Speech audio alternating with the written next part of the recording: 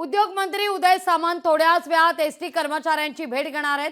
मंत्रालयात उदय सामंत आणि एसटी कर्मचाऱ्यांची भेट होणार आहे। या भेटीत नेमकी काय चर्चा होते याकडे सगळ्यांचंच लक्ष आहे।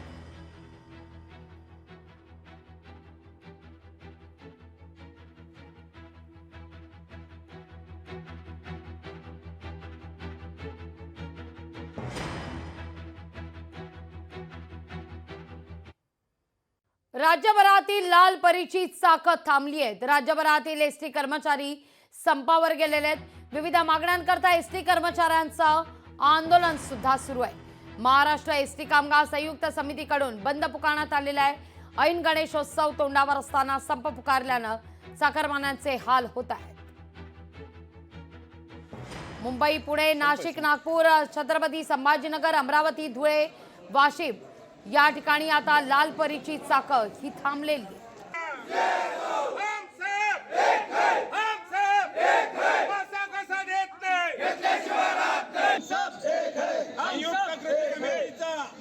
काय नेमक्या मागण्या आहेत कर्मचाऱ्यांच्या पाहूया आपण। राजकीय शासकीय कर्मचाऱ्यांप्रमाणे वेतन देण्यात यावं। 2018 ते 24 पर्यंतच्या वाढीव महागाई भत्त्याची थकबाकी द्यावी। शासकीय कर्मचाऱ्यांप्रमाणे घरभाडा भत्ता आणि वार्षिक वेतन वाढ मिळावी। 58 महिन्यांच्या कालावधीची वार्षिक वेतन वाढीची थकबाकी द्यावी। 57 महिन्यांच्या कालावधीचा घरभाडा भत्त्याची थकबाकी मिळावी ही मागणी आहे।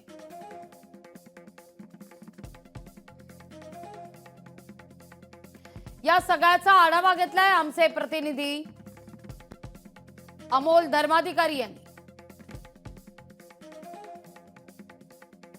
राज्यभरातील एसटी कामगार संघटना आज त्यांच्या विविध मागण्यासाठी आंदोलनात सहभागी होण्याचा त्यांनी इशारा दिलेला आहे। मी सध्या मुंबई सेंट्रल या स्थानकामध्ये आहे। मुंबईतील मुंबई सेंट्रल स्थानकामध्ये पाहायला गेलं तर सकाळपासून या ठिकाणी एसटी सेवा ही सुरळीत आपल्याला चालू असलेली पाहायला मिळत आहे। काही वेळापूर्वी मुंबई ते गेवराई या दरम्यानची एसटी सुद्धा रवाना झालेली आहे। मुंबई सेंट्रल या डेपोमधून संपूर्णपणे प्रवासी या ठिकाणी आपल्याला बसलेले पाहायला मिळत आहेत। आपापल्या एसटीची वाट पाहत हे संपूर्ण प्रवासी या ठिकाणी पाहिलेला आहे। इथं जर पाहायला गेलं तर वाहतूक नियंत्रण कक्ष आहे, ज्या ठिकाणी संपूर्णपणे कंडक्टर आलेल्या एसटीची एंट्री करतात आणि त्यानंतर इथून दुसऱ्या मार्गासाठी एसटी घेऊन रवाना होतात। ती सुद्धा सुरळीत चालू असलेली आपल्याला पाहायला मिळत आहे। एकीकडे एसटी संघर्ष कृती समितीने आंदोलनाचा इशारा दिलेला आहे, मात्र दुसरीकडे हे संपूर्ण जे काही कर्मचारी आहेत एसटीचे हे आंदोलनामध्ये सहभागी झालेले नाहीत। त्यामुळे पाहणं महत्त्वाचं ठरणार आहे या संपूर्णपणे कर्मचाऱ्यांमध्ये फूट पडली का।